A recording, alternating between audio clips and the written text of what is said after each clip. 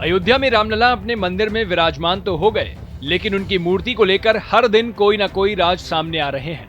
मूर्तिकार अरुण योगीराज ने हाल ही में दिए एक इंटरव्यू में बताया था कि जब गर्भगृह में विराजित रामलला की मूर्ति के उन्होंने दर्शन किए तो खुद उन्हें लगा कि यह मूर्ति उनकी बनाई हुई नहीं है। उनकी ये बात सुनकर सभी हैरान रह गए।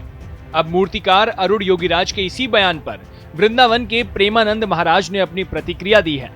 बता दें कि प्रेमानंद महाराज से एक व्यक्ति ने पूछा कि मूर्तिकार अरुण योगीराज द्वारा बनाई गई मूर्ति गर्भगृह में कैसे बदल सकती है, तो उन्होंने इसका जवाब दिया।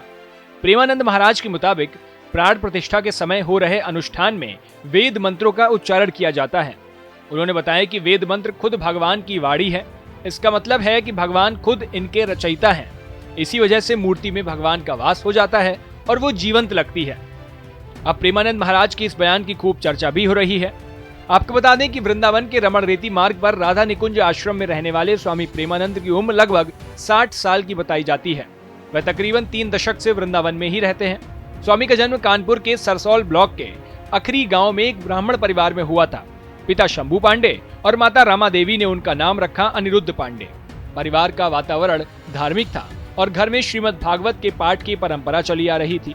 घर के वातावरण ने अनिरुद्ध के अंदर भी आध्यात्मिक चेतना का संचार कर दिया। उनके दादा ने भी संन्यास ग्रहण किया था और बाद में पिता भी गृहस्थ आश्रम से मुक्त होकर संन्यास की राह पर चल पड़े। अक्षर ज्ञान और पढ़ने की योग्यता विकसित होते ही अनिरुद्ध ने धार्मिक पुस्तकों के पन्ने पलटने शुरू कर दिए। आखिरकार 13 साल की उम्र में उन्होंने ईश्वर के सच को समझने और जिज्ञासाओं का समाधान ढूंढने के लिए घर छोड़ दिया। आपको बता दें कि स्वामी प्रेमानंद महाराज का एक YouTube चैनल भी है, जिस पर नियमित तौर पर उनके सत्संग और संवाद के वीडियो जारी होते हैं। 1.5-2 दशक से वे किडनी की बीमारी से पीड़ित हैं, जिसे autosomal dominant polycystic kidney disease के नाम से जाना जाता है। इससे किडनी में सिस्ट और गांठ बनने लगती है, जो धीरे धीरे किडनी को पूरी तरह खराब कर देती है। इस बीमारी में इंसान की जल्दी मौत हो जाती है, लेकिन स्वामी प्रेमानंद करीब 18 साल से इसी बीमारी के साथ जीवित हैं। उनको हर दिन डायलिसिस से गुजरना होता है। हालांकि वे अपने सत्संग और संवाद कार्यक्रमों में इसे चमत्कार के तौर पर कभी भी पेश नहीं करते।